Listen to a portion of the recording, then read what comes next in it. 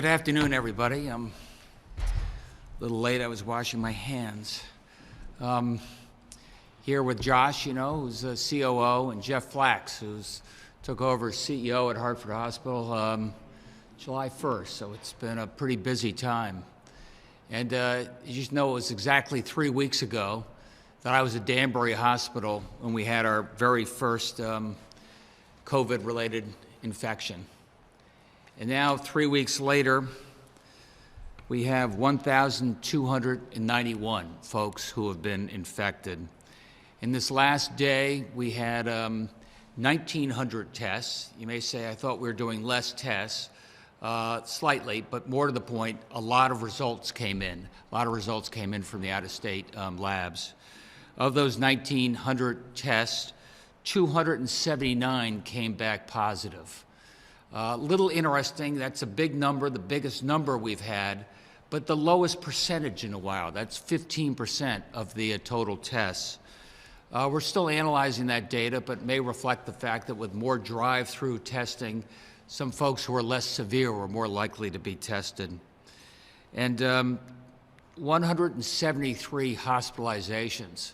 And that's what I'd like to talk about a little bit today, because that's the beginning of the surge, the beginning of the folks going into the ICUs needing hospitalization. By the way, 27 fatalities now, all in 3 weeks. In terms of those hospitalizations, I can tell you, you are 10 times more likely to be hospitalized if you're over 80 than if you're under 50. 10 times more likely. So we're preparing for this surge, and as we've described before, what we're doing in terms of facilities, which we can control. I'll talk a little bit more about what we're doing in terms of personnel, which we have some control over. The biggest issue, which we'll get into a little bit right now, again, is the protective equipment, the masks, ventilators, and the such. You heard from our senators yesterday, Senators Blumenthal and Murphy, in terms of the $2.2 trillion bill that came through the Senate. It just passed in the House of Representatives. I believe it'll be on the president's desk, hopefully by the time this press conference is over. And we'll be seeing that money pretty soon, and I think you can count on that probably in the next 3+ weeks. Count on it, we'll see. Show me the money, but we're gonna get ready. And in the meantime, we have that bridge loan program that we've described to you before, which is already cashed out. We've had so many people applying for that loan program who are now trying to get through that as a bridge to the federal loan program to help support our small businesses. When it comes to the PPE, the protective equipment and the such, maybe it's show me the equipment as well. Josh can tell you that a lot of equipment was scheduled to arrive right now, and some of it's been pushed back. The thermometers till next week, 3,000 thermometers, very important because that's a way to self-test people going into, say, the factory floor, construction sites, hospitals, daycare. I'm pretty sure that'll be here next week, pretty sure is the operative word. And some of the other PPE equipment, including the surgical gowns and the such, delayed until next month. So we've got to take care of what we can take care of ourselves. And I got to tell you, I've been just extraordinarily impressed by the generosity and by the ingenuity of the people of Connecticut. When it comes to generosity, Stanley Black & Decker, you were just telling me, donated 75,000 surgical masks to Hartford Health, which has hospitals, as you know, all over the state. The tribes have donated over 1 million surgical gloves. And what that means in terms of folks who are handling food, working with kids, folks who are helping with the tests. Those gloves are invaluable, and we cannot thank you enough. Josh mentioned that our 211 line in the 211.org, where you can make contributions. We have almost 1,000 folks who have donated to the state of Connecticut right now, a whole variety of things, including PPE. And keep it going, because that's one thing I can count on, the people of the state of Connecticut. I've also been extraordinarily impressed with the ingenuity of the people of Connecticut.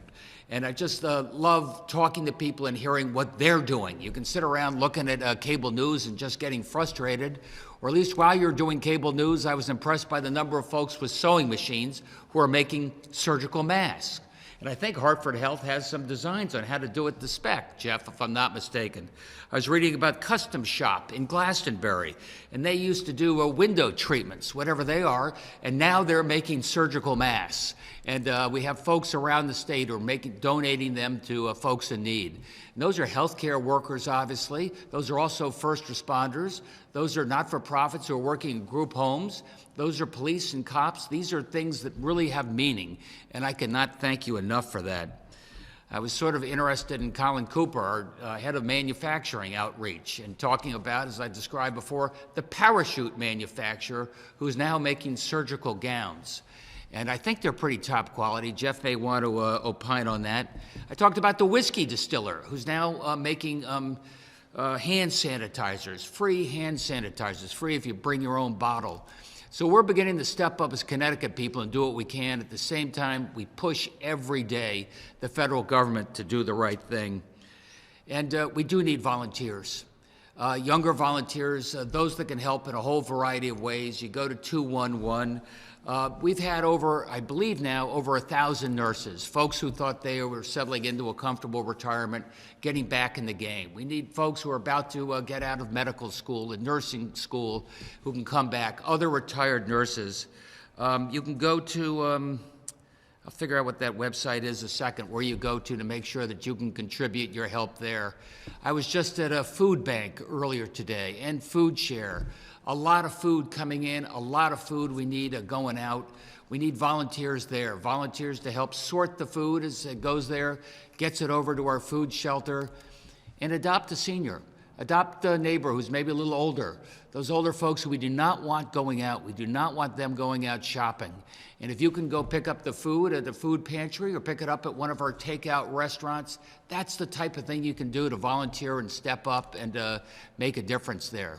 So go to 211, go to CT Responds. Those are the two main sites where you can donate and make yourself really helpful in this time of need. You know, with that, I really thought it'd be helpful to have Jeff come. Jeff, as you know, runs Hartford Health. They are on the front lines. Down in Bridgeport, they have a little bit of predictor of what may be coming to northern Connecticut in the future, working every day to make sure we're ready for the surge. Jeff? Thank you, Governor. And let me first begin by thanking you for your leadership in the state of Connecticut. I can personally attest from our health system's perspective and hospitals and health systems across all of Connecticut, the partnership we've had with state government has been absolutely exceptional, and it means a tremendous amount to us. The executive orders are truly impactful. The capacity that you've done to put nurses to work who are in training, to allow people who are retired to accelerate their ability to get relicensed, the capacity to bring people across state lines today who otherwise weren't licensed in our state has been impactful.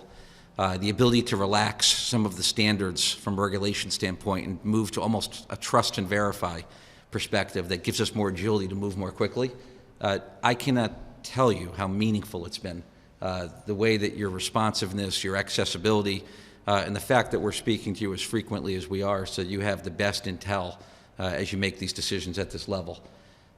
All health systems today are working in partnership, and it's really amazing to see the way the hospitals have come together. At this point in time, we don't wear uniforms. Right? We have one uniform, and that's the state of Connecticut. We're working together, we're planning together, we're responding together, and we're communicating incredibly frequently. And it becomes critical during a crisis like this. What I see that's most inspiring, incredibly rewarding, is to look at the people who are working on the front lines of healthcare across all of Connecticut today in every clinical setting. When other people are appropriately following the guidance from the governor to shelter in place, to follow quarantine proceedings, schools are shutting down, places of work are moving to at home and so forth, healthcare workers are going into the crisis. And that's what they do. And healthcare people who work in this regard, they're heroes every day. They truly are, but it becomes never more apparent in moments like this. And to see the spirit of the people on the ground, their first of all, their excellence, their competence, their empathy, their sense of service is absolutely remarkable. So people are strong, they're committed, and they're responding to this crisis. The fact that there's been, and the governor described it as innovation and the ingenuity that's occurring, is really important. We're seeing examples across the hospitals in Connecticut where people are piloting ventilators to now be shifted to care for 2 people simultaneously, which nearly doubles the capacity. That type of innovation, that type of solving problems with new approaches, it's happening across all of our systems in many small and large ways, which is truly critical. The generosity from the community, from large companies to individuals in their own homes, the outpouring of support has been incredible. And it means a lot to the people who are on the front lines working. They feel the support, they sense the support, it gives them inspiration, it gives them a sense of purpose, and it gives them confidence in the work that they're doing in terms of the essential nature of the services they provide. The efforts around personal protection equipment could not be more important. This is one of the great challenges we have, not only here in Connecticut, but across the country. This is a global challenge. The efforts by the state have been enormously appreciated. The state is aggressive. They have a team under Josh's leadership that's actively trying to acquire from across the globe. And they're working 24 hours a day, 7 days a week. We're working in concert with the state. And we're spending at this point in many instances up to 10 times the original value of product. Because at moments like this, we're not worried at all about the economics. We're worried about how we serve the communities and how we do it the most effective way we can. So the efforts by all the supply chain professionals, both in the state government and within all the hospitals and health systems, they're playing an incredibly important role during this time period. As we go forward, I do want to recognize the important work that's being done around coordination. This is a regional event, and we can anticipate, we believe that at least the peak is likely being forecasted based on our best modeling today around the 2nd week of April. So the efforts that have been put forth by the state, the guidance that we took very early and very strong and decisive action, Governor, are truly important. The capacity for us to quarantine, to work to flatten this curve, becomes very critical. We're still seeing shortages on things like testing in different parts of the state and within different organizations. Testing is critical. And when you look at what the CDC guidelines are today, testing relative to first and foremost patients who are in the hospital becomes most essential, because our ability to rule people in or rule people out allows us to manage the critical resources of beds and protective equipment as we go forward. Secondly, the screening that we need to do to support all people working in healthcare today. We need to make certain that we're providing every protection, both to the people providing the services at the front line and in addition to the people we're caring for. And third is how we have testing available to people in the community where it matters most. So people who are most vulnerable, people who have significant symptoms or exposure, and we are working in a much more coordinated fashion across the state to manage our critical resources during this time with testing. So I have great gratitude, first and foremost, to everybody across the state who are working together. We're in this together, and we're responding in a very significant way. Hospitals and health systems have to continue to do what we do. We're still birthing babies. We're still responding to heart attack care and stroke care. We're still providing trauma services and emergency-related services. That's what we do. And we are all standing strong, standing committed, and working in a highly coordinated fashion. Thank you. Thank you, Jeff. Any questions? Governor, did I hear you say that the small business, the bridge program that Connecticut started with $25 million has been depleted already? No, but you heard me say we're putting on pause in terms of accepting new applications. I think we had 2,500, 3,000 applications, maybe more since I started talking. And it just reminds people of the incredible need people had now to pay their bills, maybe in anticipation of the feds coming in a few weeks. I think we're probably going to double the capacity. It was originally a $25 million program, Christine, and I think we're going to make it 50, which we can still do within the parameters of the revolving fund. Josh, we asked you early in the week if you had any really hard numbers on just how many hospital beds we have, how many we will need. You mentioned that you're planning for worst case scenario. 10% of the population to get it. Now that we're hearing it could peak in a couple weeks, do you have those numbers? Not only for beds, but maybe for nursing staff, doctors as well? Sure. Well, as of today, across our healthcare system, our hospital system, we have 6,800, just over 6,800 beds currently available. And the hospitals have been doing a fantastic job of clearing out a lot of beds. So as we've discussed previously, elective surgeries, non-life-saving surgeries have been postponed in anticipation of this surge. That's a difficult financial hit for the hospitals, but they're doing the right thing to clear the hospitals out and make as many beds as available as possible. Still a relatively small percentage of those beds across the system, about 15% are either COVID positive patients or persons under investigation as being not yet tested positive, but have test results out. So there's still, and we're at 61% census in our hospitals as of today. So it's differently, 39% vacant essentially in our hospitals today. So there's a lot. That's not equal across every hospital. Obviously, we know in Fairfield County there's a lot more stress on the system already, but generally as a state we have capacity in the system. That said, we are working very hard with the Hospital Association, very tightly with a number of the commissioners in our Emergency Operations Center, working on our capacity plan, our surge plans right now, in anticipation, as Jeff said, of where this may peak in the coming weeks, looking at what we anticipate the maximum capacity that we will need will be, and working both in terms of the existing capacity we have in our hospitals. All of our hospitals are doing some very creative work right now to shuffle patients around, free up floors, but even then we're anticipating we may need some additional space, so we're working, as I think I mentioned previously, at nursing homes that have recently been closed that we're going to reopen, other creative options. We're going to discuss that more publicly early next week as we finalize that plan. I could add to that. The state, I think, took a very important action to deploy the three segments of the 25 beds to three different hospital locations, which I think is important. It gives us more readiness and more capability. But we're also taking, across Connecticut, all the health systems are taking different actions. Our system has a wonderful partnership with Trinity College. So we've put in place a relationship in Hartford with Trinity, where we're using their gymnasium facilities, we're using some of their food preparation areas, and we have commitments to their dormitories in place. And I would really recognize the President, Joanne Berger-Sweeney, and the board at Trinity, who's been committed from the very first day to figure out ways to support all the hospitals in the region.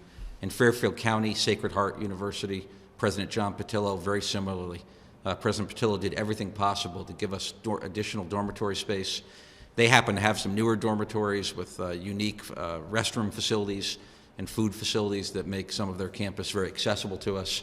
So there's tremendous creative solutions going on, and this is happening in each geography across the state of Connecticut, and it does give us more capacity, and it's about being prepared at the point in time when you need the capacity. So the window has been now to do that preparation. Mr. Flax, can you tell us a little bit more about this collaboration that you keep talking about? Do you essentially have a working group, frankly, of the Hospital Association in conjunction with the governor and Josh? I assume that's what it sounds like. So certainly. So the collaboration, it's very strong. So it begins, first of all, we speak to the governor routinely as a group of health system CEOs. And let me tell you, the governor begins and ends the meeting the same way with how can he help? What more can the state do? What does he need to hear? What does he need to know? So we're giving him the best intelligence we can in terms of the legitimacy of our current circumstances and what we're anticipating.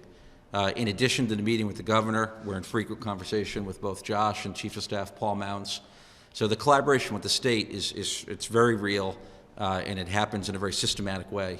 But through the Connecticut Hospital Association, all of the health system and hospital CEOs come together 3 to 4 times a week in a pre-planned phone call setting. But we also, through small groups, are doing different problem solving together.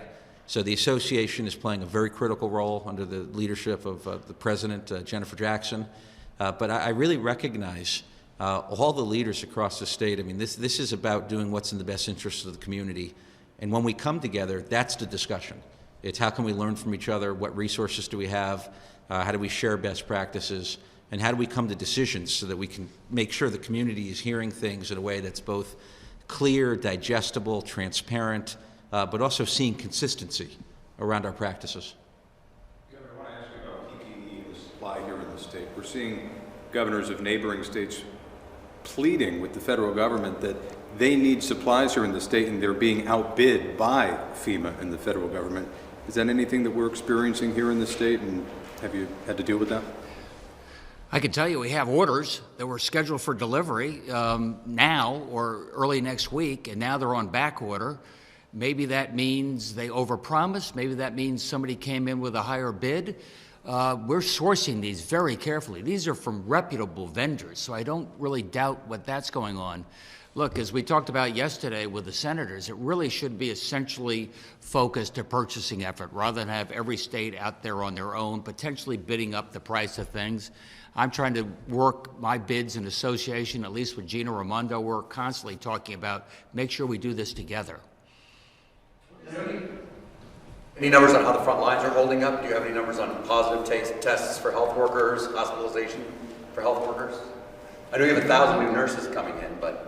I can speak within our organization. So again, recognizing we have 30,000 staff members who work within Hartford Healthcare.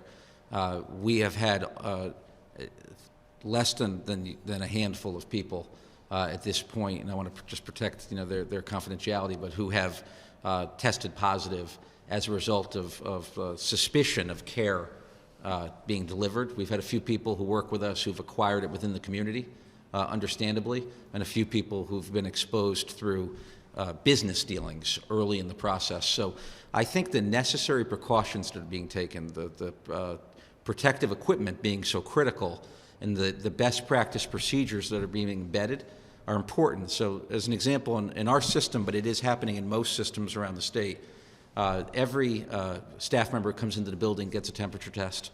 So we're actively pre-screening people before they enter the building, and we are providing a mask to every staff member who also works within our setting, and a mask that's appropriate to the work that they do. So there's many different measures, but the early efforts, again, from the governor to restrict visitor access has proven, I think, to be very impactful as time went forward. The early decisions to strongly stand down the vast majority of our ambulatory surgery capabilities preserved a significant amount of personal protective equipment. So the early actions, the decisive nature of what was done is yielding benefit now, but there's still so much more work in front of us that's going to be tremendously challenging. We had a request for 1,000 ventilators at the beginning of the week. What's the status on that order? And do we have a running tally of how many ventilators we have in the state right now? Ventilators you're referring to was our second request of the national stockpile, the first being 500, so now we've got a total of 1,500 requested, and we haven't heard anything back yet from the federal stockpile. In terms of the existing inventory in the state right now, we have 932 ventilators across our hospital system currently. How many will we need when this virus is expected to peak in 2 weeks? That's part of the capacity plan that I alluded to earlier that we'll share more details on next week. Do you feel that lives may be lost if we don't get these ventilators in a quick time? Yes. I mean, I think the governor's been clear about this. This is one of the most critical elements of the healthcare delivery system for this particular crisis that's going to be required. Governor, can you address the essentially the continuing surge, for lack of a better term, coming in from New York into southern Fairfield County, frankly, and moving up the coast towards New Haven? Are the hospitals ready for this? We just talked about a peak two weeks from now. Take us through that on how the hospitals are ready for this. Well, first of all, on the ventilator question, I just find it unconscionable. We could look overseas. We could have seen the need for those ventilators a few months ago. We had an opportunity to ramp up for that, and this is life or death for some seniors. So it's just imperative that we do everything we can to catch up on that and really make sure that our major manufacturers are doing this 24/7 until we get it done. Yeah, Chris, look, we've been pretty strict about telling everybody to stay at home, and that includes the people of New York City. Please stay at home. It's for your safety. It's for our safety. If you are coming up here, maybe you have a house, there's some urgency, self-quarantine when you get here. Take your temperature. Make sure you're not putting your friends at risk, your neighbors at risk, or yourself at risk. That's something absolutely imperative, something our neighboring states are doing as well. And frankly, when it comes to flying to Florida, they want Connecticut to self-quarantine as well. this is just a shot in the dark, going back to the ventilators. Do we know of any local companies in Connecticut that might be equipped to manufacture them right here in our state? Yes, we do. Discussions with a couple. No. We heard with 2 people on 1 ventilator. Is this for like all the ventilators that you have in the state, or is there a special ventilator for that? So it's an emerging innovation. There are hospitals in New York who are doing that today, and we've piloted it here in one of our hospitals in Connecticut, and it's being piloted in a few others as well. So we have to be careful. There's proper selection and approach, but it is a way to. We believe it is an innovation that will allow us to take care of more people, if necessary, under that circumstance. You gave us some numbers on, obviously, people above 70, above 80. You gave some percentages on that. What percentage, can you tell us, what percentage of the patients have been under 40, for example, and do young people have something to worry about? Yeah, we provide a lot of data in our daily reporting that I think answers your question, Chris. I think we've actually enhanced the reporting today for the data geeks out there like me, where we've now added denominators to some of these graphs where you can see both the infections and the hospitalizations on a per capita basis. So rather than just in absolute terms, we have enough cases, unfortunately, where we can start to assess them as a percentage of the population of that age cohort. And what we're seeing is 2 things. One, when it comes to infections, positive cases, this is a virus that doesn't discriminate by age. We do see a lot less infections under 20 years old. I think that's been well documented that children, fortunately, do not seem to be particularly affected by this. But the infection rates are very consistent from all the way through the ages.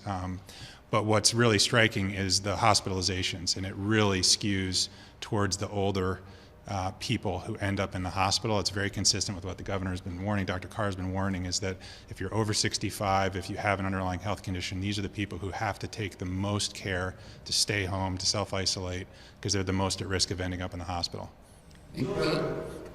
Hey, Chris, can I say, what that means to me is for those young people that say, hey, I may be getting infected, but it's a lot less likely that I'm going to get hospitalized, which is true, but you are still infecting other people. That's why it is so important that you stay close to home, respect those social distancing, respect those small groups, less than 5, and thinking about the day after, how many months that is, when we get back to work, we'll probably be focusing a little bit first on some of those younger people who are much less likely to need hospitalization, more likely to be able to help get our economy going, but not before the time is right and safe. Mr. Governor, gun stores are still open and in some cases seem to be quite busy. How did gun stores become deemed essential, and will they continue to stay open in this period? I made that decision. I make all the decisions regarding public health, and I want to do everything I can to minimize the possibility of infection. And as I looked at some of the gun stores, I saw some groups and even lines and crowds surrounding some of them. And that's when I said, from a public health point of view, no more. I'm not closing these down, but what I am saying is you have to go there by appointment. And my purpose there is to make sure there's no more than 1 or 2 people in that store at any given time to make sure nothing can be transmitted. But you're smiling at me as if that law maybe is being winked at. I'd like to just relay the visual evidence, if that's all right. Drove by, on the way to the supermarket today, Route 5 in Newington. I won't name a store, but it's obvious. There's a lot more than, there's 10 cars in the parking lot. I know there's more parking out back than what it looks like. It looks like it's more than 1 or 2. And I know that the gun control groups and the domestic violence groups have been asking, so, I'm sure those groups are interested in. That's an executive order. That's the law. We're going to enforce that, and we're taking notes on what you just told us. Second week in April, people get excited, it'll be over, but it's the peak. If the model is correct, I know it's all. What does the downside look like? How long out does your model look like? Kind of explain the model a little bit more, because this is kind of the first. Sure. So as Josh said, these are emerging, and we are working to coordinate with the state. So I want to be careful because it'd be premature to speak to it in any detail. But what I would say is we're modeling it with 3 different levels.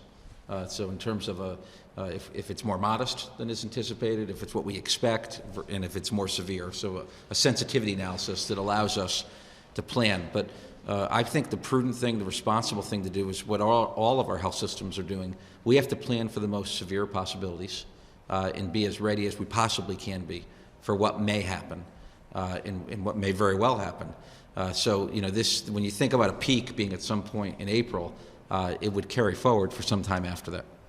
Two questions here. We had a viewer write in about the casinos in the state. I know you might not have the authority to close them or open them back up, but as far as we know, Foxwoods announced that they'd be closed for 2 weeks, which would mean they would open back up April 1st.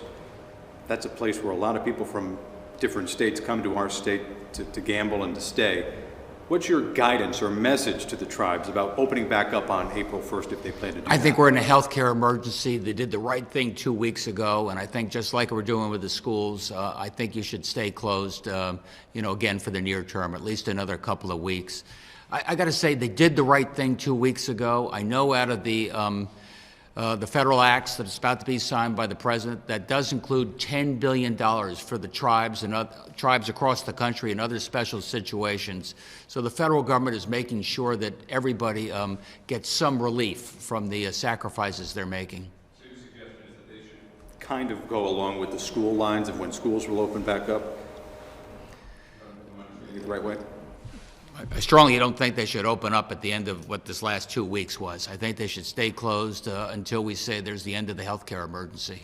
And just a second question here. You told me to keep asking you about the 60-day mandated grace periods for insurance companies. People are losing their health care in the middle of a health crisis. You going to mandate it? We're still thinking about that. I've talked to more healthcare professionals on this. They tell me there's going to be some news coming very soon.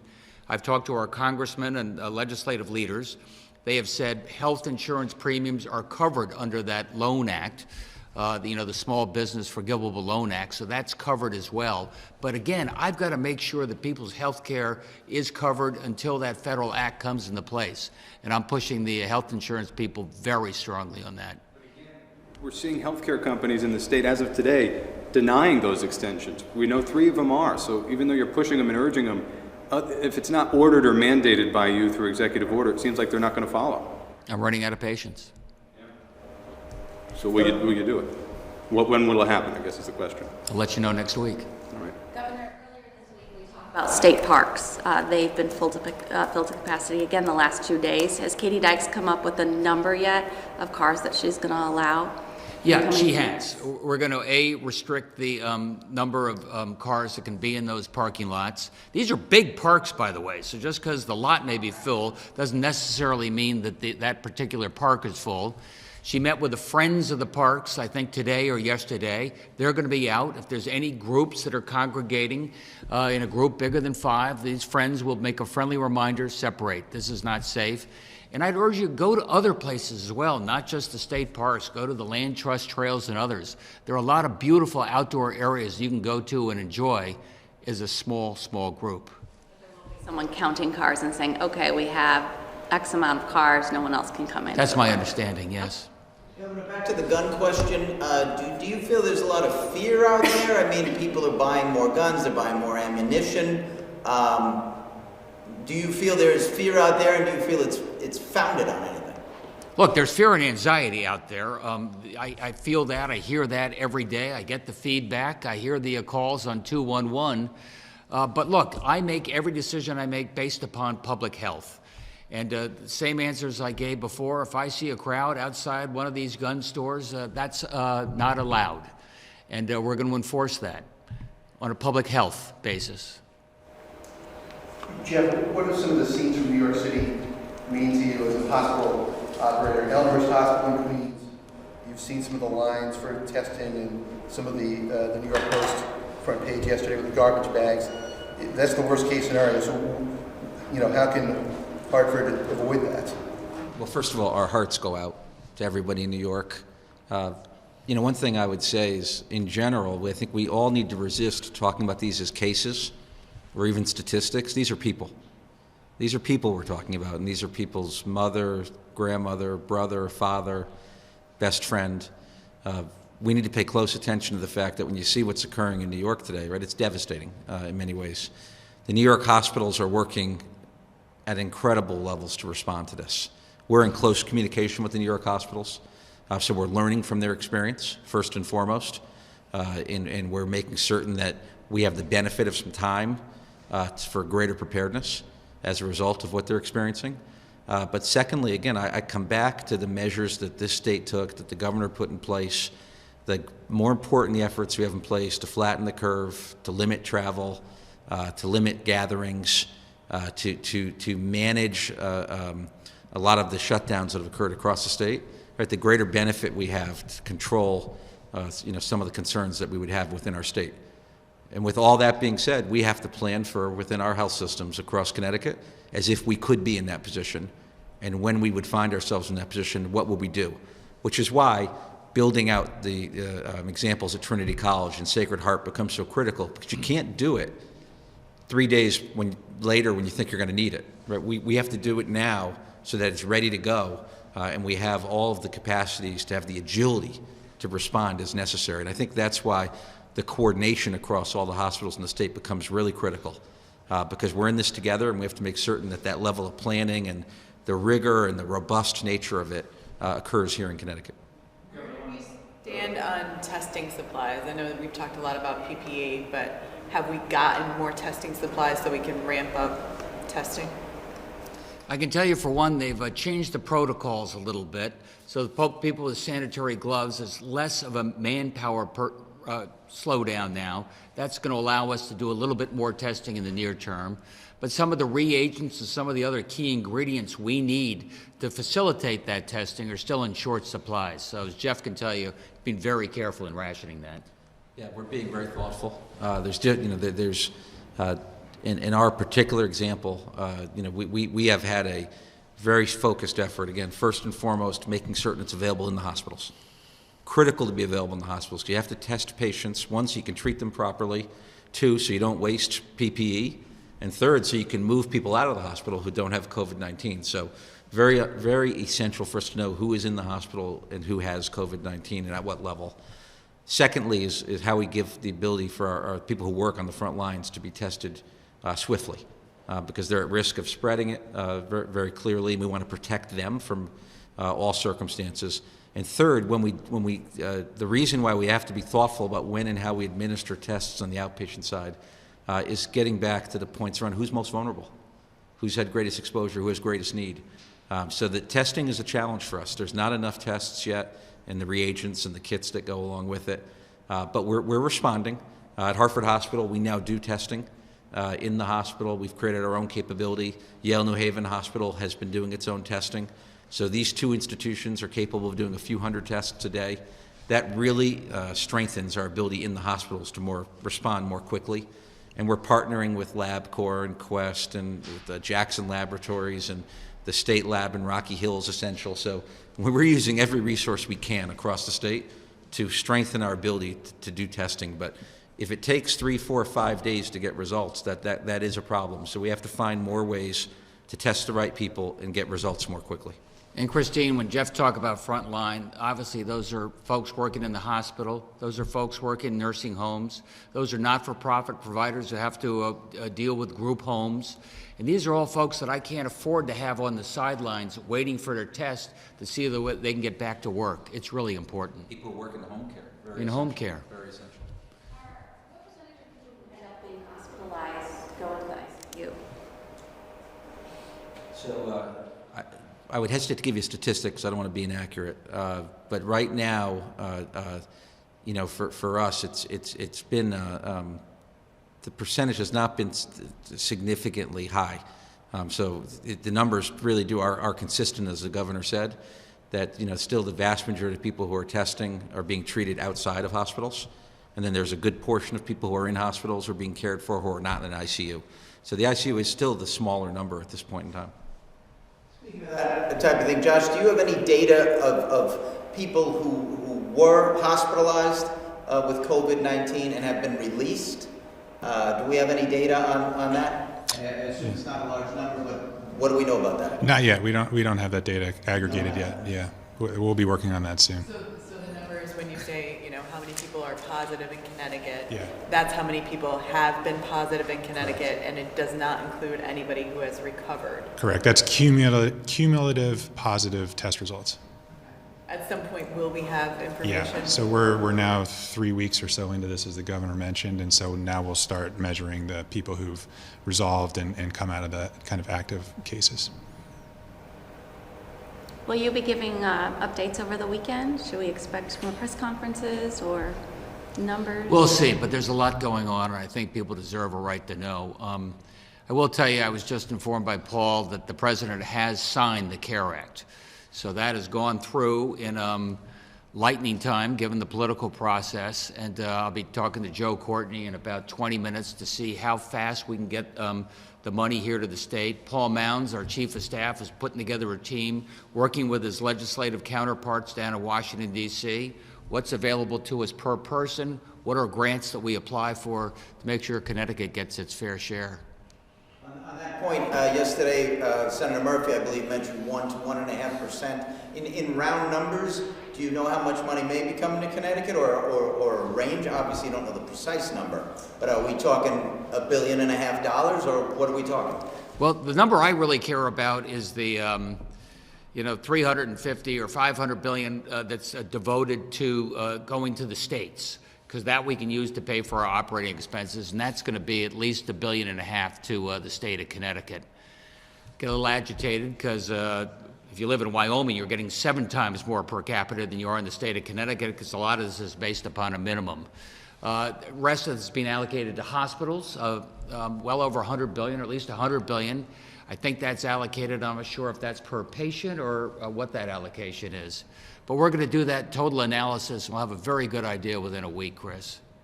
Hey, with that, everybody, Christine, last question. Are you going to impose any more restrictions beyond your latest executive order? I think so. Look, this is a situation that seems to be changing by the hour.